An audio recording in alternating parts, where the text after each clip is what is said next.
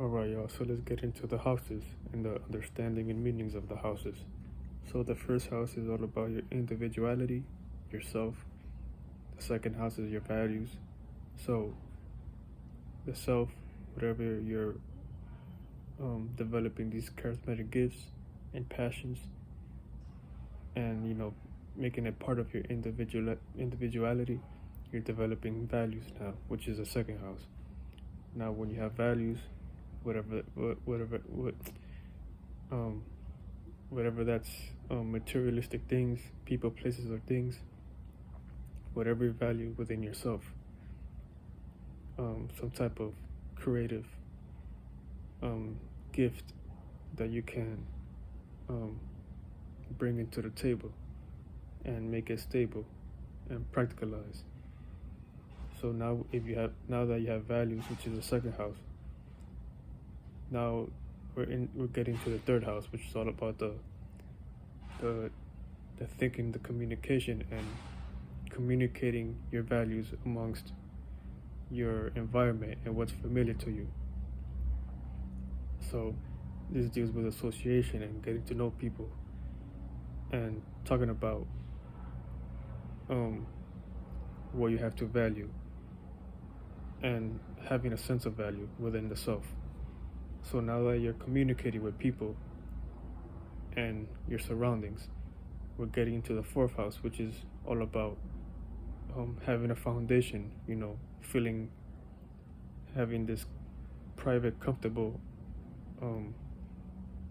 environment amongst yourself with this sense of value and peers, whether you have peers or if you're by yourself within yourself. So it's being at home with your values, being at home and being comfortable with yourself. So now that you have that, now we're getting to the fifth house, which is all about your image, your character, how you're seen with your values, how you're seen with yourself, developing these passions and these charismatic gifts, trying to have some type of attention and trying to be seen, having this image and character that deals with the fifth house. So now we're getting to the sixth house, which is all about the details of your character, the nurturing of your character, the nurturing of your passions, trying to ground and perfect your personality, your character. That's what the sixth house is. It deals with the Virgo energy of grounding and nurturing your foundation, aka your inner foundation, your personality. So now that you have that, we're getting to the seventh house, which is all about initiating some type of communicative, relating association with the one-on-one individual. So this is like trying to find and communicate and relate to associate and come into common grounds and being equal, so you can find some type of harmonic balance within that relationship, and just associating and coming up with different ideas and concepts to go about it, about your gift or your talent or your personality. So now that we're getting to the eighth house, this is going into depth of your relation from the seventh house, trying to understand if this relationship will work with whatever you're trying to associate with your personality or talent or gift or whatever you have to bring to the table. So eighth house deals with the behind the scenes. It deals with, will this work? Is this gonna work for me or not? Is this something that's is this relation gonna be the right one? Say you're trying to figure it out with the eighth house. It deals with the behind the scenes, the secrecy, not truly like it's deeper than, I don't want to say secrecy, but it's like the fixated feeling of trying to understand something, and trying to understand what's going to come out of it. So it's like the pondering energy of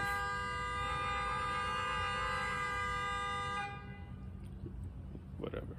So now we're getting into the ninth house. The ninth house is having the insight and the expanded knowledge of what you was trying to figure out. That deep analytical feeling of being fixated with that idea and concept. So ninth house deals with that expanded wisdom and knowledge. Now you have the wisdom and knowledge of whatever came out of the eighth house, what you was trying to figure out. So now that you have that wisdom and knowledge, which is the ninth house, now you can teach, you can go about it the way you want to go about it, and take the stepping stones of however you're trying to maneuver and move, and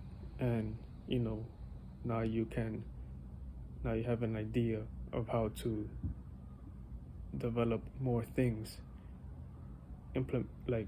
developing a higher morality and a higher character within yourself. So now we're getting to the 10th house, which is work ethic. Now you have that expanded knowledge from the 9th house. Now you can implement that work ethic. The building blocks, coming up with the blueprint to initiate something new, and trying to make sense of it, and bring something to flourish. Now that you have that idea and concept from the 10th house, now we're getting to the 11th house, which is all about associating your blueprint, your work ethic, your status, and trying to network with other individuals and associations, so you can come into equal grounds and invent something. And it also deals with the being original and being unique, and coming up with different solutions and concepts to bring some type of invention or change.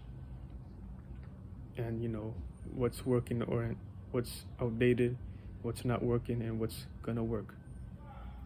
So now that we have the 11th house, we're getting to the 12th house. Now that you have the idea and concept from the 11th house, now you have the creative gift of implementing that new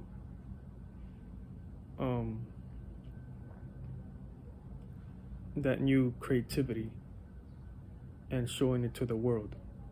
Now you can show it off, and that's the implementation of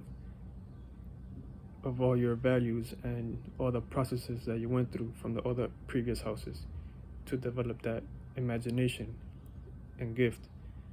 And now you can start again, and that's the whole process of the houses. So yeah, peace.